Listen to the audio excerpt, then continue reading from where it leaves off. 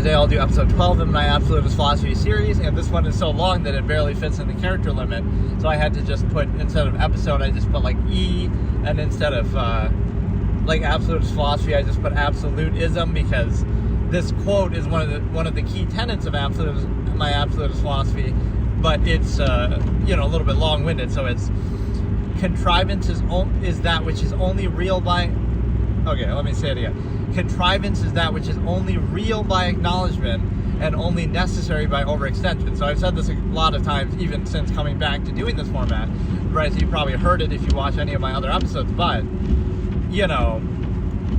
let's delve into it a little bit further. So there's even some quotes I have to do with that, like, I would hate, an absolutist would hate to repeat themselves, but they have to.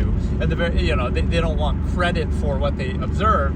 It's like they're surprised that other people don't see the objective reality of something or contrive against it so much blindly.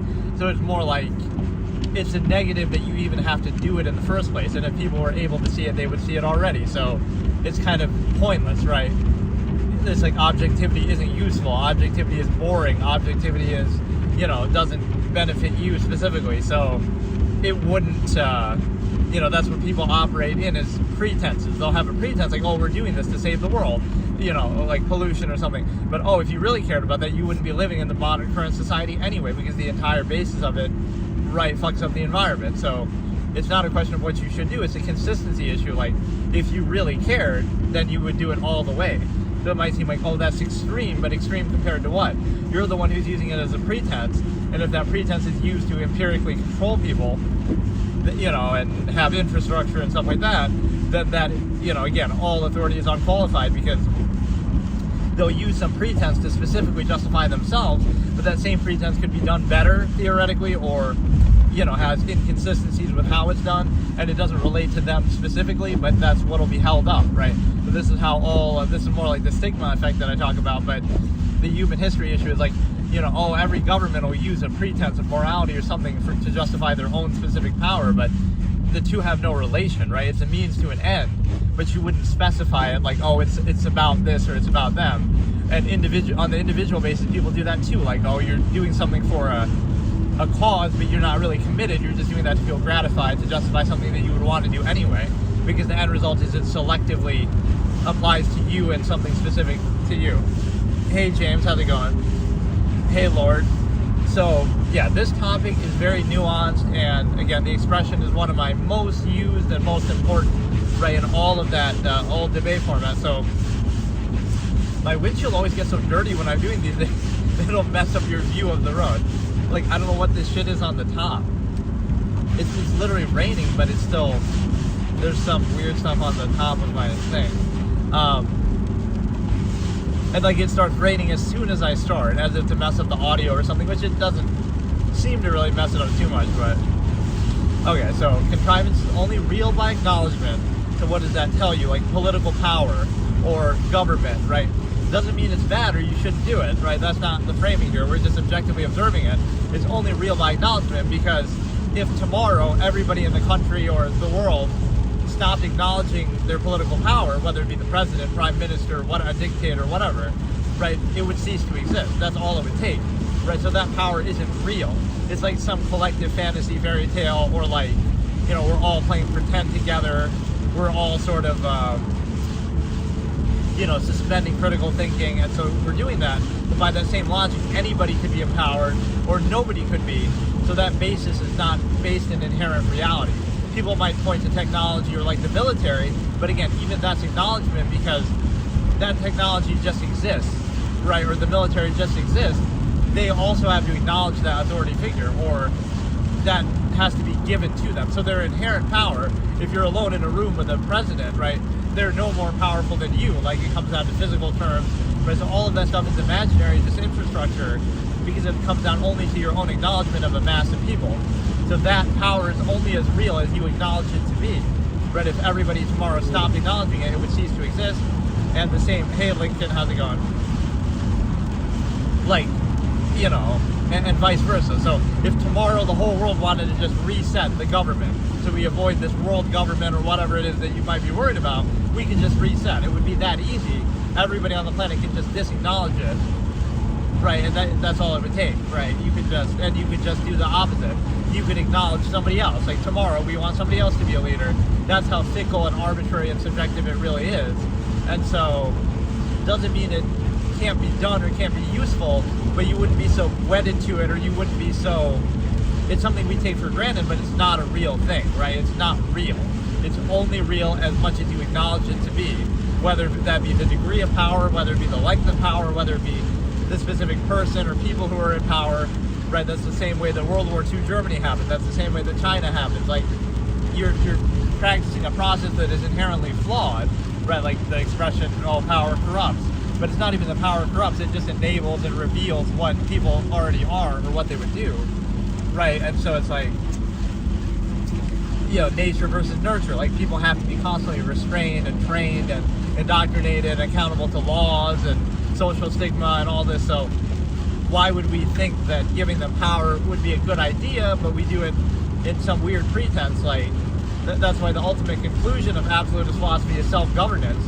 You would remove the need. Or I had this one expression from a short story that was really good, where it's like, this minimalist leader says this earlier on. He's like, if the world is a village of 100, right, which is a common thought experiment. If the world is a village of 100, then every man is a king, right? If there's only 100 people on the planet, then everybody has their own country. Everybody has all the resources in the world that they want, right? So then you realize you don't need government. You don't need anything, right? Everybody is their own king. Everybody has their own infinite amount of land, right? So again, this is the second part, is overextension, or you can say, again, overpopulation or something like that. So again, power is only real by as much as you acknowledge it to be. And then contrivance is also only necessary by overextension, like the artifice of social contrivance, or certain, ritualistic things that we do, or certain social norms and stuff. Or like, oh, you have to, I'll even use an extreme thing. Like, hey, how's it going? Like, okay, using the bathroom. It's like, I might say this in like a joking way, but you don't use the bathroom because you have to use it as in like a proper public place. You do it for the benefit of others, right? If the world is a village of 100, it wouldn't matter where you can do it anywhere you want, and it wouldn't bother anybody. It wouldn't matter, right? It only matters because of the mass number of people. So that, what am I talking about? Yeah, that's a good time to come into the stream. This is my old debate format that I did like in 2013. So these are a lot of concepts and logical razors that I talked about. So this one is all about,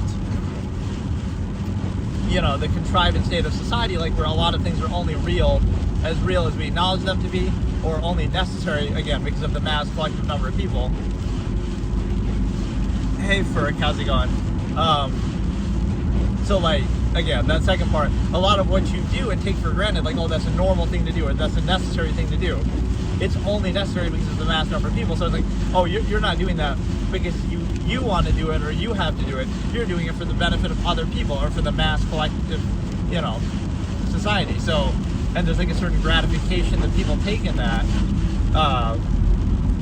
for doing it, but it's sort of like a functionless thing. Like, let's use an example here in real time. This is one that I've said in the past. This is actually pretty funny that I can visually demonstrate it. The stoplight argument, right? Of course, you can turn right on red, but I'm just doing it to demonstrate a point, right? Let's say I was going straight and nobody's in the way of me going straight, right? You follow things that don't even serve a purpose. So that's like the blind, non-accountable obedience to empirical authority, unqualified empirical authority. So it's like you do it in the name of some pretense of functionalism, like, oh, it serves a purpose or it's somehow good, but you'll do it even when it doesn't serve a purpose. And so that shows you're not really self-aware or self-actualizing. It shows you'll defer to the structure no matter what. Not because it actually serves a purpose. It's not accountable. It's the opposite. You're accountable to the power structure. It's not accountable to you to actually deserve it, or, you'll just do it just because, not because there's actually a reason behind it. And so I like that bathroom analogy, but anything like that. Like, it's only necessary because of the number of people. Again, if the world was a village of 100, you would never, nothing would be necessary, right? You don't need, bathrooms. You don't need, like you say, oh, what are you going to do without fast food? Because I'm such a fast foodie. But the whole world would be yours for the taking, right? One person can have all of Canada. One person can have the U.S. One person can have Mexico, right? Like, and it would be ripe with natural resources. So, and you'll deal with it, right? If you it's just a flawed process. So again, only necessary by overextension. Let me try to think of a better example of this too.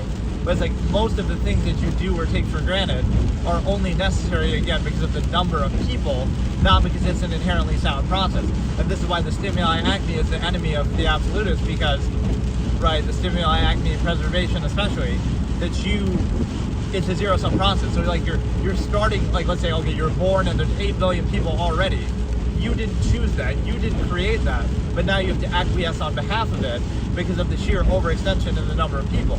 So right now a lot of your things, and the more people there are, like everything mass produced suffers inequality for it. The more people there are, the more you have to acquiesce to it. So at some point the absolutists would put their foot down and say, okay, I'm not going to preserve the stimuli acme, I'm not going to have kids, right, to put it simply, until I vouch for the state or to create that village of 100 state. So it would be as simple as that to do it yourself. You could just choose not to have kids, and adopt instead if you want or whatever. But there would be a generation of absolutists who could end the stimuli acme, and it would be so hard to do. But before I die, this will be what I accomplish, right? My original ultimate enemy has always been the stimuli acme, but it's like sacrifice and inhibit everything on behalf of it. And so even by that nature, you'd say like all the benefits or luxuries of society are a concession for that. Not like, oh, you get the privilege or the benefit. You're doing it as a trade-off for all the inhibition that you have to do, right? You're constantly held back, constantly accountable, constantly, being watched by surveillance, cameras, government, whatever. It's a concept of there's a certain concession that you're making, right? You're constantly inhibited, and so it's kind of backwards. You're inhibited because of the assumption that you would do something bad or whatever, not ability, but then we pretend in everyday practice that they're good, right? They sort of overcompensate in social contrivance and stuff like that. So it kind of doesn't make sense. So this is how the absolutists would say it, is, by which I mean this is how I've said it in the past. But no, I can't even call myself that, because a lot of the things you couldn't do, you couldn't really live like that otherwise. I guess if my will was strong enough, I maybe could do it, but no, it's like,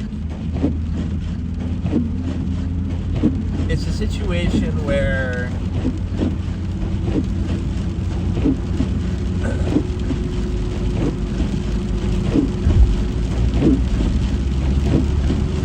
I kind of lost my train of thought. I was saying it's what you would say is that absolutists, you didn't create it, you can end the stimuli acme anytime you want, you want to vouch for it, because again, it's a process that's endless, right? There's 8 billion people now, then there'll be 16, then there'll be 32, whatever. Right, so all those inhibitions that you have it's a concession for those, right? You say, oh, you'll be inhibited on behalf of a mass of people, but then you get nothing in return for it. Right, like, oh, you're privileged, you're entitled to all this, whatever, convenience or technology. No, that's a trade-off. Otherwise, let people live in the wild and be free and uninhibited, and then, then at least you can't restrict them. So whether you realize it or not, it's a non-consensual social contract at birth, right, that you don't even get a choice to do. Right, like, let's change that framing. When you're 10 years old or 15 years old, you get to choose now whether you want to be a part of society or not, but then it leverages zero-sum means, like it'll starve you out. Okay, now, where your parents aren't going to feed you if you don't vouch for the contrivance state. You might think that's credibility, but it's the opposite of credibility. That's the same way you can justify anything, not with logic and reason, but with a threat. You'll say, oh, we're going to starve you out if you don't agree, or we're going to ostracize you, or we're going to punish you, or something like that. We used to spank our kids, or we used to, physically do stuff to discipline them. Like, should you really need to do that if what your end goal is really in their best interest, or really what they want? Should you really need to do that? And it shows you it's necessary for a specific contrivance state that might not be in their inherent nature, because what are the chances that it would align with that? So we have to train people as if they would choose that on their own, but what are the chances? Hey Jesse, how's it going? So like, I have an expression like that too. What are the chances that if you were objective and you chose yourself what kind of lifestyle or standards you want to have and how you want to live, what are the chances it would lead to the exact state that you're in? It's 0%, right? It's 0%. because or it might happen for one person, but it wouldn't happen uniformly for millions of people. So that shows you some critical thinking is being bypassed, and you're made to accept and think you need and desire things that you really don't. So it's not a question of the specific contrived state. It's a question of, everybody on their own would have their own measure. Okay, you want to be a minimalist, you want to live in the woods, you want to do something, there's so much variance, but you'll be defined by doing that, not by the uniformity of, again, overextension to a mass of people that they just mindlessly do something just because they've been trained to do it. So again, at the age of 15 or whatever, counteract all the things you've been indoctrinated to do and didn't choose to experience in your youth, and now you think about it from an objective standpoint. What do you value? What are your standards? What is your measure? And then try to self-actualize from an inherent base state, as I call it, instead of just insisting upon things that you didn't choose and defining yourself by them and acting like they're what you desire just because that's what you've been exposed to. And then the other point I was going to say is the fact that so you're kind of negating and neutralizing that, and it seems like, oh, that's a negative. Like, oh, you must have had a traumatic childhood or something. No, you could have had the best childhood ever, which you see the nuance in that too. Oh, that's just an overcompensation for this contrived state that you didn't choose. So you would reject. I have this image of like a kid at a birthday party who's like this absolutist. I talk about them growing up, right? Like a character. And like he's sulking, he seems to be sulking at his birthday party, but it's because he realizes, oh, this is just an overcompensation to try to keep me trained, like I'm a trained animal, right? To keep me in this contrived state that I didn't choose. So you would reject the positives because they're an overcompensation for your non-consensual social contact and the nature of the larger process. And then you also have the acknowledgement that, right, the fact that those overcompensations are even necessary, right, it shouldn't be necessary. Everything would just be neutral and speak for itself. You wouldn't need this imbalanced overcompensation dynamic of saying, oh, we're going to be heavily inhibited here at work or something, and then we're going to overcompensate and act out in extreme ways, like we're going to get drunk and dumb down our senses, and like we need the permission to do that. So you'll go from one extreme to the other to balance each other out, which shows you your state is not one of balance in general. And also it's like, you extract value from externality and collective and other people, not inherently, not from a standard. It's arbitrary, it's artificial, it's subjective. And you also rely on that kind of externality as well. Like, you can't just, the way that you act when you're drunk or feel when you're drunk, you can do that on your own, with your own mind and your own imagination. But you're so heavily indoctrinated that you rely on it. Oh no, the only way I can feel that way or be free from something psychologically, oh, I have to drink to dumb down my senses and not think. So the little free time you have outside of, your mind being reduced to a human function where you only think in terms of that, like your job or something like that, the only time you have free, instead of thinking objectively and being free in your mind, you actually reject it and hate that, like, oh, the mind is at fault, because it would reveal the artifice of that contrived state. So you try to keep your mind shut off and distract, and that's what society is designed to do. Social contrivance is like anti-thought, you dumb it down with alcohol, with entertainment, escapism, etc. But then the other point is that you rely, even to do that, you rely on those things. Like, the same thing you do when you're drunk, you could do on your own, right? The mind is very capable that way. You could just act silly, or you could just, change your level of focus or state. But it's like, oh, we rely on that. So even to be free of contrivance, like, you need contrivance's permission, or you rely on externality. So you don't have any control of your own mind. It's like your mind is on autopilot. Your mind is, again, on autopilot in this contrivance state. You're not self-actualizing, you're not in control of it. So even to be free of that, you have to do it only, you can do it tradition, but only when society tells you to, like New Year's. You can't do that any other day, right? You need permission. Or, again, you rely on externality, like, oh, you can't be free in mind. You're not free in mind, you're constantly contrived. You're constantly reduced to a structure. So outside of what free time you do have outside of contrivance, oh, you don't want to think or observe, you want to distract yourself and dumb down your mind. And then you, in order to even do that, you require externality. You require, oh, I need to dumb it down with alcohol because I'm not in control of my own mind. So I rely on some external resource to do it for me, right? Which that is a really strong revelation, because,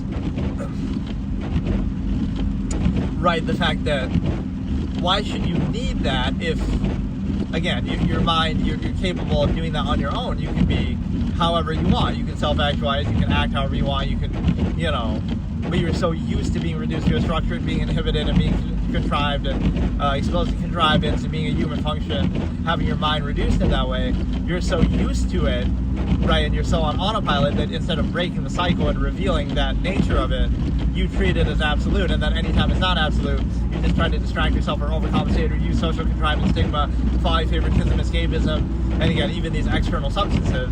So even to be free of contrivance, you have to, again, do it through the permission of contrivance, or you need like some external substance. So you could show this kind of comparison.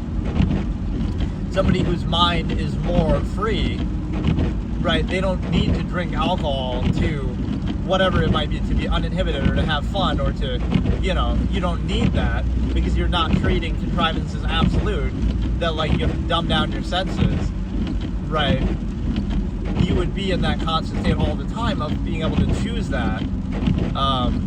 You're at the degree to which you acknowledge or defer to contrivance. So it's interesting that people would, again, you need some external thing, right? You rely on externality. You say you need drugs or you need alcohol, you need something to make you feel a certain way, when the ability to do that is within your control at all times, right? You can act or think however you want, but you're not used to doing that, so you treat everything as an absolute in front of you and just mindlessly, like, oh, a tradition or something. You can even freedom from contrivance is, oh, with the permission of contrivance, or again, you rely on externality to do it, so it's a function of, oh, that's a function of alcohol, that you might act how you inherently would, your inherent true uninhibited nature. So it's like, it's ironic because it's like there's a certain freedom in giving up that control. Like, oh, you can't even call upon that at will, right, and be that freely. Everything is, again, like you need the permission of contrivance even to not practice contrivance, or even to be temporarily free of contrivance. And so getting back to the other point I was talking about is the simple fact that like the non-consensual social contract and the belief in human nature is like, oh, the premise would be, you know, of laws and society and inhibition. It's like, oh, people are bad by nature, by our even own subjective definition or whatever. And so it's like, people are bad, right, is the assumption in our nature. Otherwise, why would we need laws and constant social stigma and watching each other and kind of, you know, constantly being held? Was that positive emphasis? It's one of two things then we shouldn't need that inhibition and structures, right? So what right do you have to be inhibited on behalf of this assumed negative? Also, that you would say, oh, you believe the goodness of people, or people are good, or you socially, you know, contrive that. But guess what that means? That means that there shouldn't be any inhibition then. You should be free to do anything you want, and only when you do something negative, then you know, you wouldn't have all these rules and permits and this and that in every little area of life. You have to follow this and that. That's assuming the negative, instead of, okay, you're free and only if you do something negative. So if we believe in the goodness of people, then you don't need that inhibition.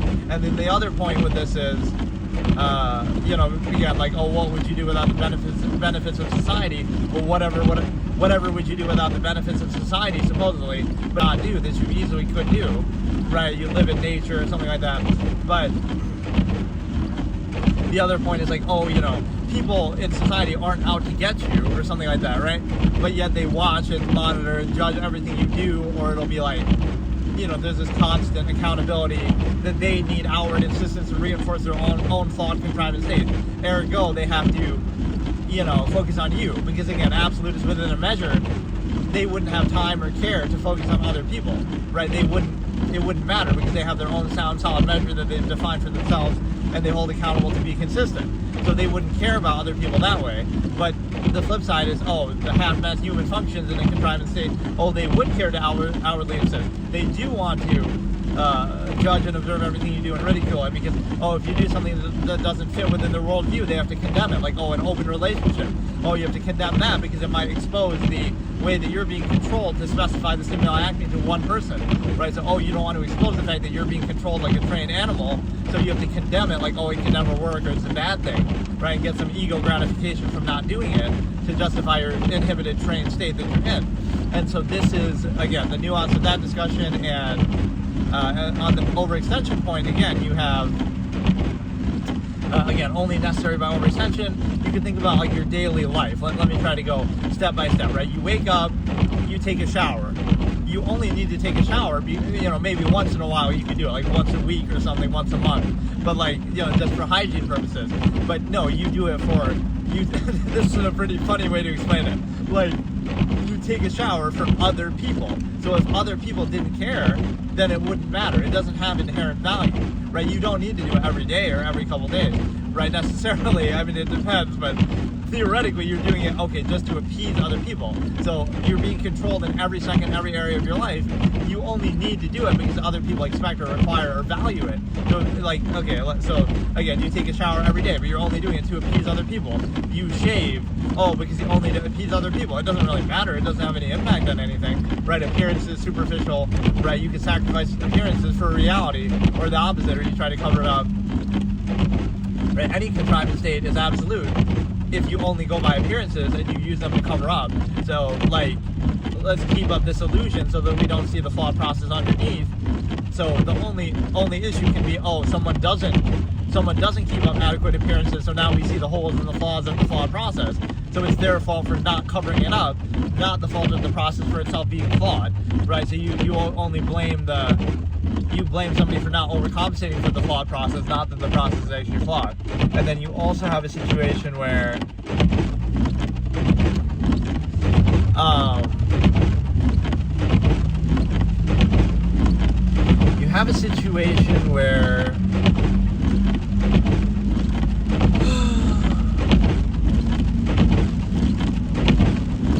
why does it have to rain every time I'm doing this, man? Fuck. The other point that I was going to say is the fact that, again, it's a flawed process. It's the fact that you need kind of constant contrivance to create the illusion. You need,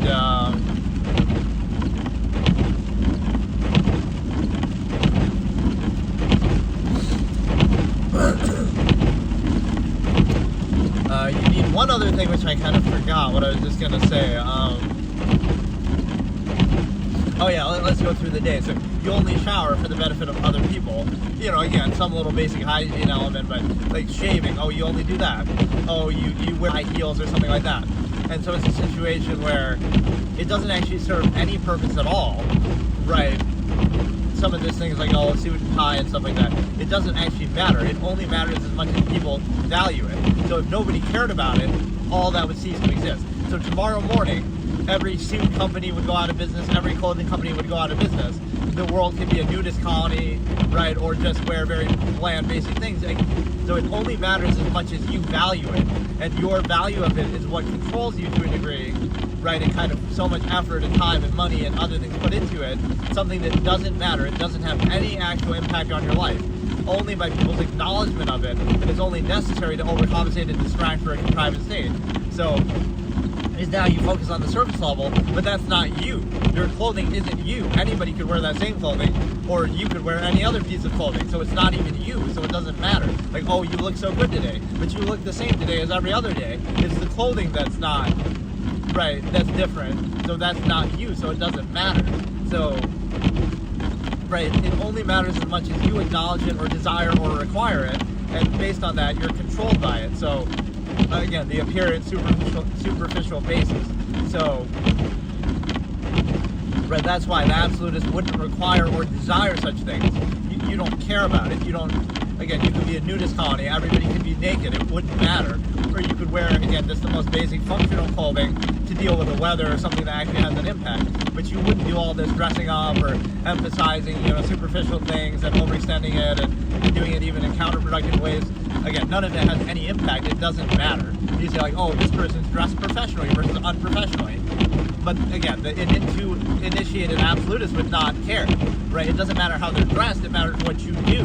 So what? The well-dressed person acts like a clown and is stupid, and the poorly dressed person focuses their attention on, something more substantial, and they're more capable, and their actions are better, right? So which one do you value? So why do you need that? Right, or even take it further. They use the time that the other one used to try to look better to do something more productive themselves. So now not only is that not useful, it's even counterproductive. You're sacrificing reality for appearances, right? You're valuing appearances at the expense of reality. And so now, right, let's look at the next step now. So clothing you do for other people,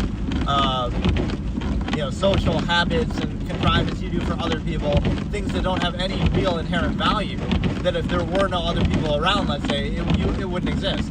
It wouldn't matter. You wouldn't do it. Or, it doesn't have any impact. Or, again, it's just sort of negligible. So you're valuing things that don't actually have any impact. And even that serves as an overcompensation, because it's kind of like,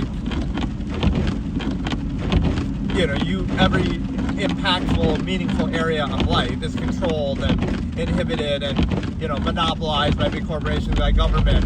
So you feel kind of powerless. And so what do?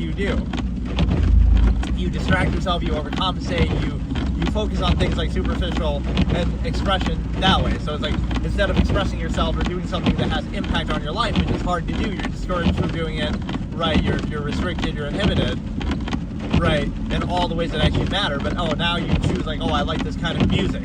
So you emphasize that. You wear a logo on your shirt. You have certain piercings and tattoos and hair colors and stuff like that. And so you do that to define yourself that way and get out, it's like an overcompensation, to get out your expression and self-actualization that way, instead of in ways that actually matter. So that serves as a placeholder. But not only is that not a good thing, it's actually a bad thing, because you're trying to subvert that. Normally you would have the desire to express yourself or act in a way that actually has impact on your life. But since you're in this subversive state where you're not allowed to do that, or you're heavily discouraged and inhibited from doing that, again, because of government, corporations, whatever, every area of life that's significant is monopolized in the name of safety or something like that. But, in reality, you can't have that impact, or it's very difficult. Again, you're discouraged from doing it. So now what do? You seek an outlet and overcompensation. So that's what those things kind of are. You have piercings, you have tattoos, you have all this kind of thing as a placeholder for expression and value in a way that doesn't actually have an impact. So you're free to do it that way, and that serves as a placeholder for not wanting to do it in another way that you naturally would, like doing something actually of impact in your life. So it's kind of a ritualistic thing.